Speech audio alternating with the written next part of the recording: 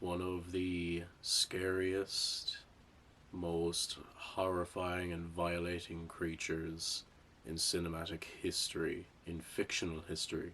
An unstoppable killing machine, a pure and uncompromised by remorse or emotion, a perfect organism.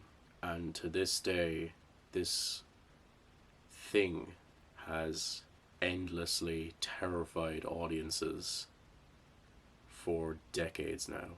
Welcome to the Kino Cave, and today I'm bringing you something a little different. This is going to be a discussion video, not a review of any kind of a film or TV show.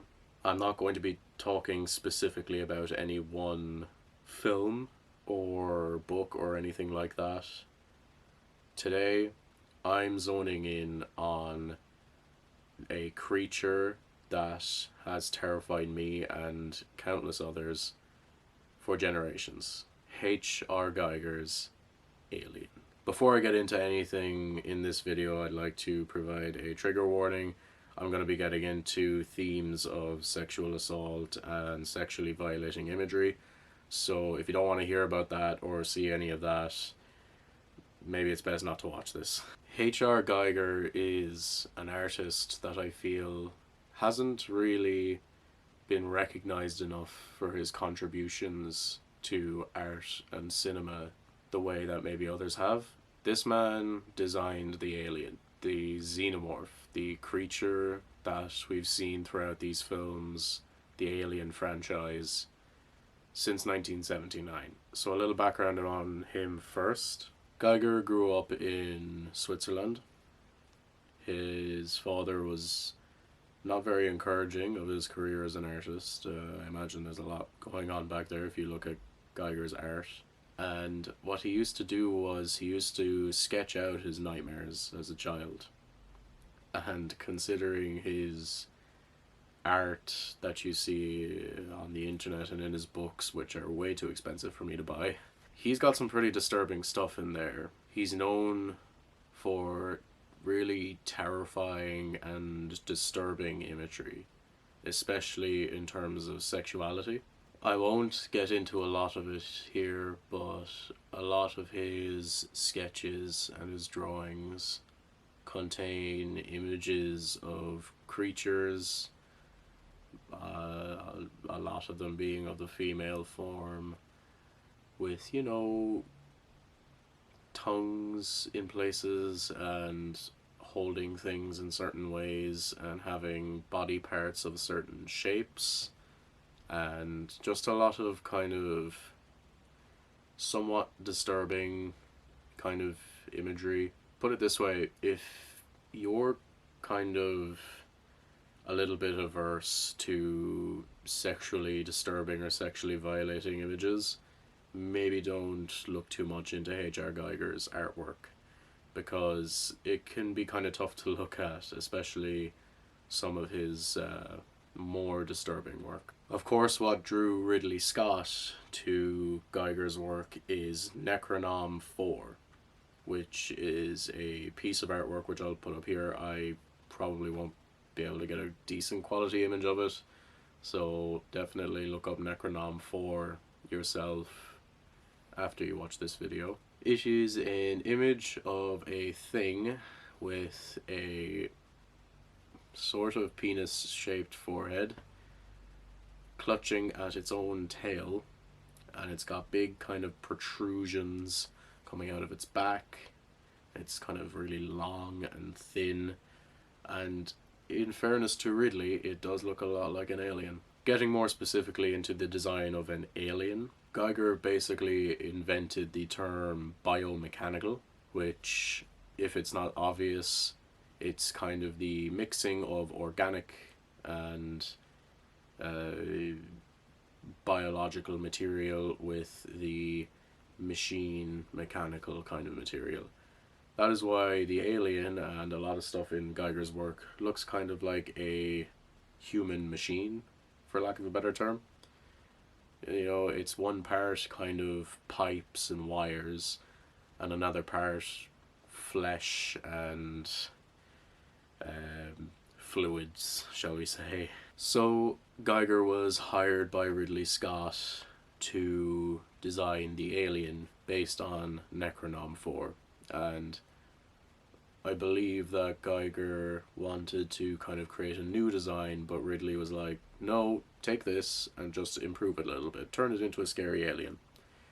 And Geiger definitely understood the assignment there, as he kind of adapted Necronom 4 to look like this horrifying creature.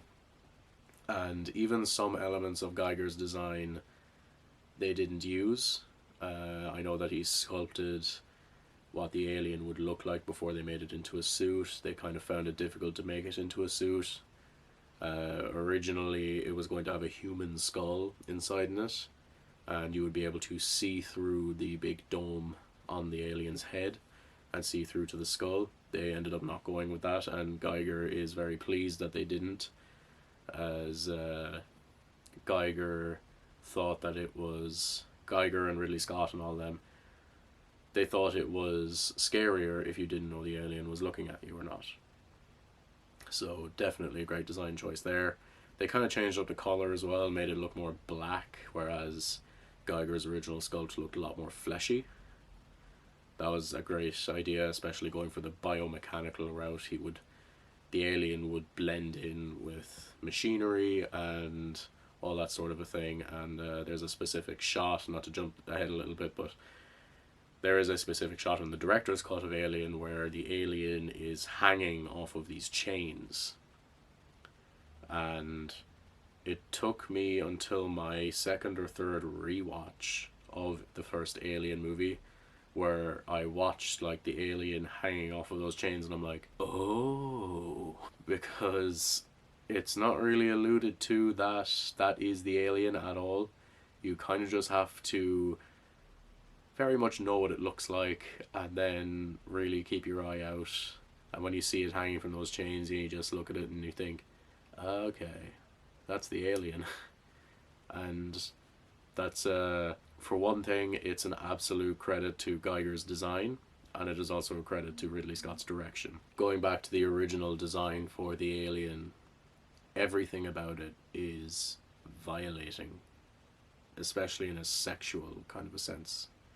The domed head looking a lot like a penis, the long tail that they used real reptile vertebrae to make, and the tail feels like when you're watching it on screen, especially in the first Alien, when the tail kind of runs up Lambert's leg, it's very violating in just kind of a different ways that the alien uses its tail. It often uses the tail as a stabbing weapon, to kind of protrude through people, and the long thin tail just really adds to the violating nature of the alien. The inner mouth also just feels horrible. You see this alien creature and it opens its mouth to reveal a smaller tongue with another mouth on it, and the way it kind of comes out and goes back in, it's almost like the alien is licking its lips, like getting ready to perform the head bite, as fans call it. Then the tall, thin physique of the alien, which couldn't have been achieved if not for Balaji Badejo, who's I wouldn't call him an actor because he isn't. He was just a guy who was really tall and really thin, and they were like, yeah, you could be an alien, put on this alien suit, and he was like, fuck it, I'll do it for a paycheck. And that's about it. It's his only acting credit, and it's insane that he didn't do any acting after that. He never pursued being in monster movies after that. He did it for the paycheck, but he fucking earned it. Now getting into the life cycle of the alien, which in itself can also be extremely sexually disturbing. the beginning of an alien's life cycle as the ovomorph, the egg. And of course, Geiger was asked to design the egg and the facehugger, and I think the chestburster as well. And when Geiger was designing it, the slit at the top that the facehugger will come out of was originally going to be a single slit, one vertical slit that would open up like a vagina, and then the facehugger will come out of it. Again, just Geiger really knowing how to push the audience's buttons, I feel, in terms of putting sexually violating and disturbing images into his work. However, due to backlash, I think specifically from the Catholic Church, Geiger was forced to change it to make it look a little less like a vagina.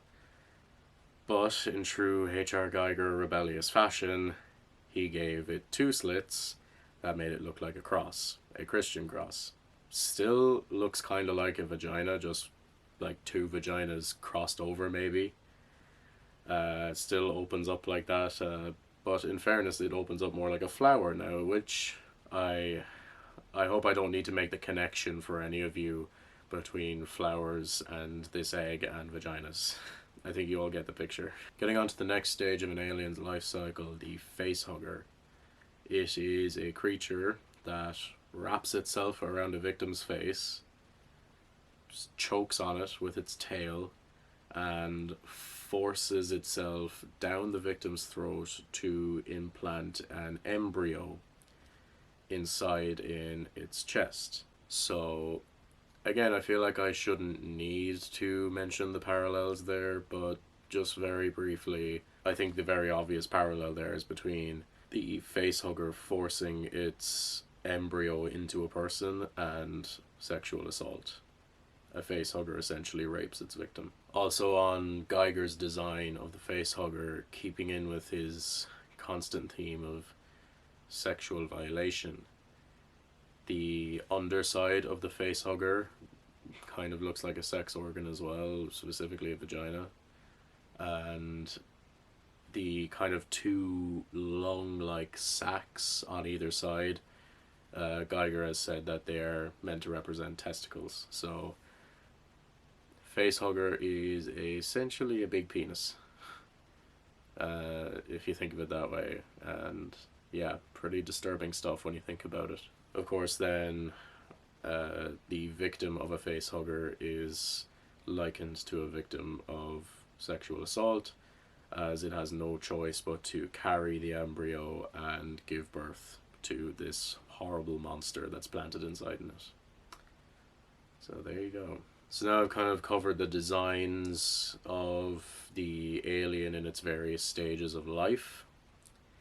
I now kind of want to focus in on the creation of the alien suit itself, because there's a lot of interesting stuff there. So a human skull was put inside in the dome, which you can't see in the final film, but all the filmmakers, and I would have to agree with them, they've all since said that that worked out for the better, because it just works out nicer that there's no eye holes in the alien, so you don't know if it's actually looking at you or not. You don't know if it's blind or if it can see. It's just one of the many things that I love about the alien and in this franchise as well, where you have no idea if the alien can actually think, or is it just like an unstoppable killing machine that just acts on instinct. Little kind of just weird things that were used to create the alien. Condoms, latex condoms were used for the lips. You see in the shot that's actually behind me here, if you watch that scene, it has these kind of thin, clear rubber lips that open up to reveal its teeth, and those are condoms, so there you go. And again, it's just very strange that in the design and in the creation of the alien, a lot of just sexual stuff was used to enhance this feeling of sexual violation. I should really rename this video the sexually violating imagery in the alien, because that's all the alien is at the end of the day, is just It's just a walking, talking sexual violation. Moving on from that, the slime then that is used to kind of cover the alien, specifically around its mouth, is KY jelly. If you don't know what that is, look it up. I'm not going to tell you. And of course, as I mentioned, Balaji Badejo, the absolute legend that he is, very tall, very thin man. They just ran into him and said, "Do you want to be an alien? We'll pay you." And he went, "Fuck it, yeah, I'll do that. I can be an alien." And they did it. And it worked out an absolute treat. He is amazing as the alien. And I think he is dead now, unfortunately. But good on you, Balaji Badejo. You literally gave a once in a lifetime performance. So now I've kind of gone into the background of the alien, going from H.R. Geiger's design to the creation of it to some of the performances in it, and now I just want to talk about the alien as used in the final film Alien from 1979. The first thing I want to bring up in relation to the alien is one of my favourite scenes in the entire franchise, Ash's speech about the alien. He calls it a perfect organism, uncompromised by remorse or delusions of emotion or something like that. I'll probably just put the full quote up and you can pause the video if you want to read it in full, but the way Ash talks about the alien is one of the best written scenes in horror cinema, because you learn so much about the alien but also you come away knowing very little about it. You really just come away with the feeling that it is just a creature that just does what it does. You don't know why. You don't know for what reason, emotional or survival wise. As Ash explains, it is just a pure, unstoppable machine. And of course, that entire speech about how dangerous this thing is punctuated by the final quote of, "I can't lie about your chances, but you have my sympathies," which is one of my favourite lines in cinema history because it's just so chilling. Another just kind of ingenious thing that makes the alien so scary is that it has acid for blood. So you might think, okay, if you have a knife or a gun, maybe you could kill this thing, but then you realize you can't really, because if you try to shoot it, its blood will spray at you and it'll kill you anyway. If you try and slash it, its blood will also just spray at you. And even if you don't get the blood on you, the blood will just eat away at the hull of the ship and kill you anyway. And that's just like an insane thing to have as like a way to just make this creature like extremely OP and incredibly difficult to defeat. Another thing that makes the alien so scary is that it is vaguely human. Like, of course it's a guy in a suit, so it does kind of have the general shape of a human with added stuff like a tail and long fingers, extra fingers, weirdly shaped head. It's thinner than the average human, taller than the average human, and I think that just adds to how terrifying it is, because there is a theory out there, I think, in horror, that people are afraid of something that looks kind of like people, but there's just something wrong. That's why so many people are afraid of clowns, because often clowns look like people, but they'll have like an oversized nose, oversized teeth, a big head maybe, or big hands and big feet, and they'll be kind of disproportionate in that. So yeah, I'm pretty sure that's a psychological theory out there, which is really interesting, and I think that the alien definitely plays into that. The last thing I really want to touch on, I think, with how scary this is, and this is specifically in relation to the first film, is the fear of the unknown. Because in this film's about 2 hours long, and you barely see the alien in any of it. And when you do, it is submerged in darkness and you only see it for a second.